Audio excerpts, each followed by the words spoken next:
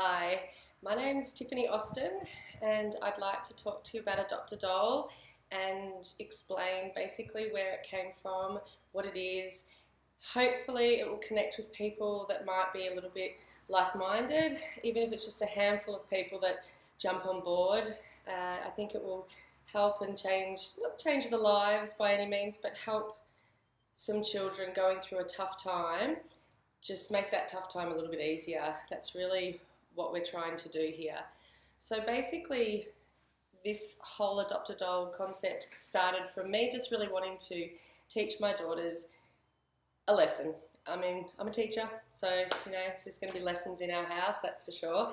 But I'm not really big on trying to teach my kids maths and English and how to read. That's for the next step in their life, the next chapter, and that'll be school or kinder and school where they learn those type of things. But when you're teaching children, probably the hardest thing to teach them is empathy and how to have a conscience. I mean, some children have them and some children just don't. And I think most children, you'd like to think, grow up into adults that do have a conscience and empathy, but that doesn't always happen.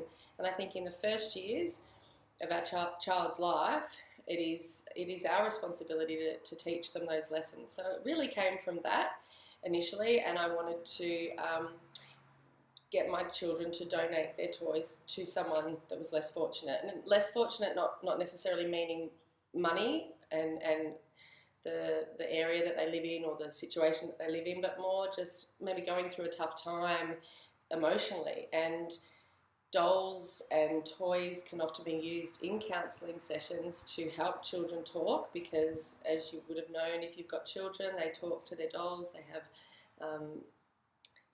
imaginary friends and things like that, so that's definitely something that happens. So I wanted to teach my children about how to give back. And it started with ringing up charities, and I just couldn't find a charity, to be honest, that would accept reused or pre-loved toys. They wanted everything to be new, and I completely understood that, because they would have probably been given a whole lot of people's leftover toys that had missing parts, and I can imagine that would have been not the best thing. So I understood it, but at the same time I kept thinking teddies and dolls are a little bit different. I think the more a doll's been loved, it's actually a better toy for it, if it's got a little mark or something on it that's showing that it's been cuddled and squeezed a million times. I mean, that's kind of like a nice story. I know my daughter picked up a doll from the Sunday market for 50 cents, and that's probably one of her favourite dolls.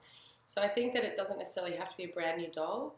And plus, we want to reuse things in our society, don't we? We want to try and not necessarily go and buy a brand new doll when you could be using someone else's. And so anyway, I rang the Salvation Army, and I was lucky enough to speak to Colin Lane, who is the Frankston manager, and he just got it within 5 minutes. He just absolutely got it, and we chatted about it from then on.